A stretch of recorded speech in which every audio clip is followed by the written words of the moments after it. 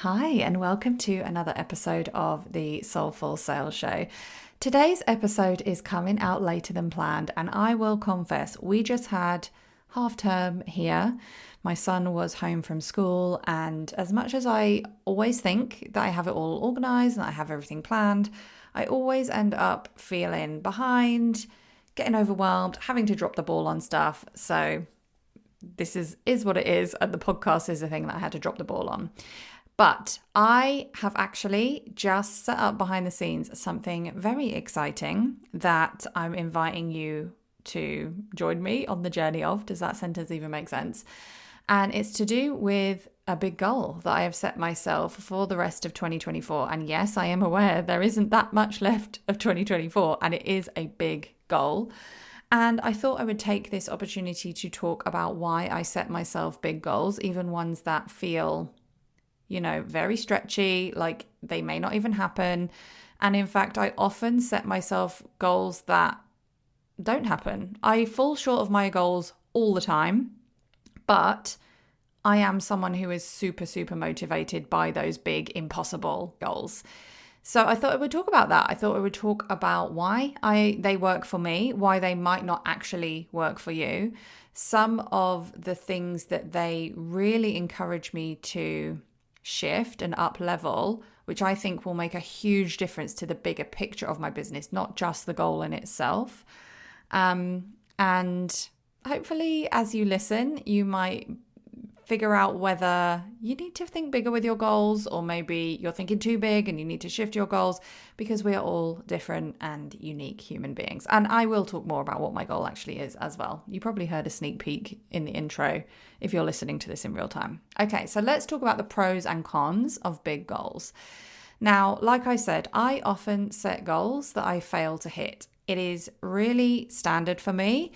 I kind of like it that way. Now, I'm not saying that I like not hitting my goals, but I'm okay with it. I like having goals that are so big that it is sometimes unlikely that I'll hit them. And I'll share why they work for me in a sec. But first, I want to say that we are all different. And what I know to be true is that not everyone has the same brain as me. I mean, obviously. And you might be someone who is absolutely not motivated by goals. You might be someone who is motivated by very small goals. You might find that when you set bigger goals, you feel so much pressure that it's actually demotivating, that it's paralyzing, that it stops you taking the action that you want to take. And that is okay. Like, if you know yourself and you know that you are way more motivated by smaller goals, then keep doing what works for you. And I think that this is the whole point of what I'm going to say about the different ways of setting goals. Keep doing what works for you. Now, of course, there are also the dreamers, the big dreamers. And I'm definitely in this category. And it can be really, really beneficial for some of the reasons I'm going to share in a sec. But the downside of having such big goals is when you kind of get stuck in the dreaming. You really love the idea of the goals. You really love the process of setting them. You love the big dreams. But it's the follow through where you actually find it hard to commit to those goals, or when they're so big. And this is definitely something I find when I set really, really big goals. They're so big, they seem so far away that you're not taking the regular action needed to make those goals happen. And this was definitely something that I had found in myself. So I actually set a big goal, and it was probably a year and a half ago now. I had a really big goal just like drop in. It didn't feel like a goal with any kind of timeline to it. It just felt like a bigger vision, bigger picture type goal for my business to get 1,000 people in one or more of my programs at once. And that sounds wild, right? But when you think about like low ticket offers and recurring memberships and stuff, it's not as wild as it might sound if you're, working more hands-on with people. But still, it's a big, big goal. And this came in for me about 18 months ago, and it hasn't left me. I've still felt really, really motivated by it. I've still felt really connected to it. Like, it feels right. It just popped in and it just felt right in my body. But what I have realized is that I don't always remember to work towards it. And there are times when I'm motivated to do it. There are things that I have known for a very long time, actually, if I'm being really honest with you, that I wanted to do towards this goal, but I haven't been doing because the goal is so big. So I do think there's a sweet spot. of having big goals that are really inspiring and exciting to us, but making sure that we're not just staying stuck in like, oh, that sounds nice, but it's for the future. Like, we got to take action to it now. So just to sum up this first part of the episode, it's really about setting goals in a way that motivates you to take the action. I guess that is what it all boils down to. Whether you are setting smaller goals because that works for you or bigger goals because that works for you, it's all about, does this goal actually motivate me to take action? Does it motivate me to do something a little bit different to what I would have done if I didn't have the goal in the first place? And that's where I want to invite you to stretch if you feel like you're totally playing it safe because it's not motivating you to do anything different. And here's where I will share why the big goals really, really work for me. And see if any of this inspires you, and ask yourself, be really, really honest with yourself. Is there somewhere that you want to stretch a bit with this in order to feel these benefits of the big goal? What I have found is that when I set a big and exciting goal, it totally changes things in my brain and helps me to think, okay, who do I need to be? What kind of business owner do I need to be? And what kind of business do I need to run? What kind of systems do I need to have in place to make this goal possible and to make it work with ease? And I think that that's a really important thing to add. So one of my big goals more recently was to have 3,000 people in my summit as attendees of the summit. And having a goal like that instantly, like when I ask myself the question, okay, like, well, can my business handle 3,000 people at an event? Instantly, it shows me the systems I need to set up behind the scenes, the tools I might need, the support I might need. You know, if I've got 3,000 people in an event, I'm probably going to be getting more emails. There are probably going to be more tech issues and all of that stuff. Instantly, it shows you the gaps in your business, the weak spots, the places you can improve. And I'm not saying this from a point of view of like, oh, my business is not good enough, it's never going to happen. I'm saying it from the point of view of, I have this goal, now how can I up-level my business to make it possible that it can happen? But it's not just about the practical stuff, although that's really, really important as well. It's also about like, okay, well, can I imagine having 3,000 people in my summit? How does that make me feel? Actually, I realize it feels quite scary. It makes me, it might bring up imposter syndrome. It might bring up certain fears around, are they actually going to like this event? Are they going to have negative feedback? Am I going to feel, burned out? Is it going to be too hard? And that shows what you get to work on as well. And I think that's why I added, in that just a minute ago when I said, how can I do it with ease? You get to look at the practical side of how can I make this goal possible for me and my business, and what systems do I need to set up? And then you look at the mindset side. Okay, what are the limiting beliefs I have about making this goal? What are the fears I have about whether it works? Like if it does work, because a lot of us focus on the fears of it not working. But of course, we have loads of fears about being successful, being seen by loads of people, having lots of clients and all of that. So what are those fears as well? What do I need to work on confidence-wise as well as the practical systems? And yeah, those questions were super, super helpful when it came to my summit. And by the way, I did not meet my goal of 3,000 people in the summit, but I absolutely improved and grew as a business owner because of having that goal.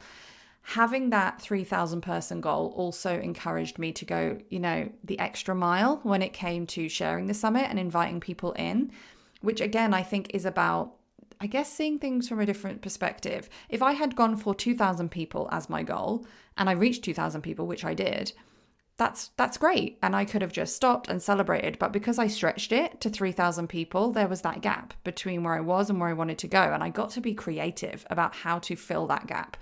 What could I possibly put in place to make that filling that gap possible? And actually, speaking of possibility, this is the third big reason. I think I've shared two. One is the practical stuff, one is the mindset stuff. The third big reason is like the bigger picture, vision stuff. We often think when we have a goal that it will happen like A, B, C, D, E, goal done, checked off. Now, I want to invite you for a moment to think of a time where you had a goal in your life and to ask yourself, did it actually happen that way? Did it happen the way you thought it would before it happened? Because in my life, I can barely think of any, I don't know if I can think of any examples where it did happen in such a predictable, linear way. It just didn't.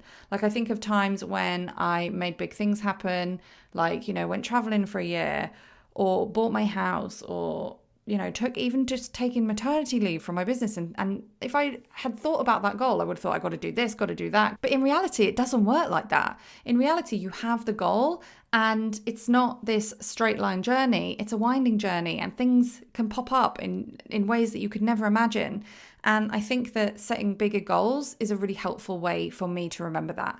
Like, I had this big goal actually a few years ago of serving 1,000 people again, but it was in a different way in total.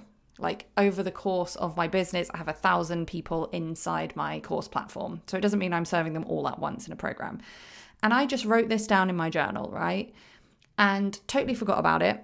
And then I found my journal like a year later, and I had absolutely smashed through that 1,000 people goal. And it did not happen in the way I expected. It happened because I had been parts of bundles and summits where I gave my products away for free. Now, obviously, would I have loved to have been paid by 1,000 people versus giving some for free? Yes, but also, do you see how having that goal put this possibility into the universe, and there are different ways to make it happen that can then set ourselves up for different results in the future as well? I hope that makes sense. And also, I guess the final thing I want to say about having a bigger goal is just me saying this again and again. Like, I have this goal to serve 1,000 people at once in my programs. I mean, that sounded totally out there when I first said it. The more I say it, the more I think about it, the more I work towards it, the more normalized it becomes in my brain. The more I do believe that it's possible, the more I stop being scared and actually just take the action to make it happen, become the business owner to make it happen, set up the systems to make it happen. It just becomes normalized. So that's why it works for me. And before we wrap up, I'm just going to share what my big goal is. So my goal, like I said, is to get 1,000 people in my programs actively at any one time. And I realized, like I said earlier on in this episode, that I was kind of, in that dreamy phase of the goal, but I wasn't consciously always thinking about it and doing the actions that I knew. Like, I have a lot of steps that I want to do for my membership that I kept pushing down my to-do list in favor of the more seemingly urgent short-term tasks. And I'd had enough of it. So I have decided to do a behind the scenes experiment where I share my goal and I share what I'm doing to work towards my goal and I share the progress. And that experiment, I decided to break down the 1,000 people goal and to firstly aim for 200 new members inside my membership. It felt really exciting to me when it was just an idea. And don't get me wrong, it does still feel exciting to me, but I'll be real with you. I did freak out a bit. Now thinking, you know what, it's November and my goal is to get 200 new members by the end of the year. That seems wild. I don't even have 200 members total in my memberships. I mean, I'm not far off, but it feels wild. And I think what feels particularly scary about it is the fact that I'm not just working towards it behind the scenes anymore. It's become very, very real because I'm sharing it with you. And then feelings, of course, come up about, well, what if I don't make it happen? What are you going to think? But I've been reflecting on this for the past week and I decided, you know what? I do not care if other people don't meet their goals. Them having goals is actually very, very motivating to me, very inspiring for me. And if I am stretching what I'm doing and I'm learning and I'm becoming a better business owner and I'm working on my mindset and stuff, that is all valuable information, whether I hit the goal or not. Now, don't get me wrong. I'm not going soft on myself. I'm absolutely aiming for this goal. And I can tell you, having shared this goal publicly and having set it up so that I'm sharing the process of working towards the goal publicly has already motivated me to take so much more action than I had taken in months prior. But yeah, it is scary as well. So that is my big goal. Will I make it happen? Let's see. I don't know. It's not going to be an A, B, C, D, E step-by-step journey. I don't know what's going to happen, but you can follow along with the journey if you want to. At the time of recording this, I have a massive discount on you signing up for this behind the scenes experiment. So go to ruthpoundwhite.com/200 members. There is 60% off the price of the behind the scenes experiment. There are a few updates already in there. And by the way I'm updating this is once a week, I'm doing an update sharing what I did, how it felt, any kind of bigger picture thoughts, plus what I plan to do for the next week. I'm sharing this in text form or private podcast, so you can follow along however works best for you. I know that I am so much more likely to follow something if there is a private podcast, so I wanted to give that to you too. And I am going to share with you things like what my email strategy is throughout this challenge, because I've actually made a huge shift in my email strategy over the last few weeks. It's already paying off. And I have decided to not post on Instagram for this duration of this experiment because it was just taking up too much space in my brain. So I'm going to share that. I'm going to share behind the scenes strategies that I'm setting up to make sure that everything I'm doing on my business paves the way for people to join my memberships so that I can support them in an ongoing way and also increase the recurring revenue in my business. I'm going to share how I'm balancing those behind the scenes evergreen things with still live launching. I'm still doing live launching, although a lot of it is very laid back and lazy launching, which I think I'm going to talk a bit more about in next week's episode. And of course, I'm going to be really honest with you about the feelings because they are already coming up and I'm sure there's going to be way more to work through, especially as we get closer to the end of the year. So yeah, go to ruthpoundwhite.com/200 members. I would love to have you follow along. It's going to be really, really juicy, really easy to follow along with. And there's going to be so much in the way of strategy and mindset in there as well. Okay, so that's what I wanted to say about goals. I hope that this has inspired you in some way. Maybe it's shown you that you're on the right track with goals. Maybe you want to stretch a bit more. Maybe you want to, rein in your goals a little bit more if that feels more motivating for you. But yeah, I know that we're coming up to that time of year where people are thinking about goals for the new year, but you can do this anytime. It really doesn't matter. The most important thing is that you set goals in a way that motivates you to take inspired action and that leaves room for possibilities, not just set plans. Possibilities of things changing and being different in the best way when you least expect them, because that has definitely been my experience of 16 years as a business owner, is that absolutely can happen when you have exciting and aligned goals. All right, I'll wrap up there. But yeah, remember to go to ruthpoundwhite.com/200 members if you want more info about the experiment. And I'll catch you again next week.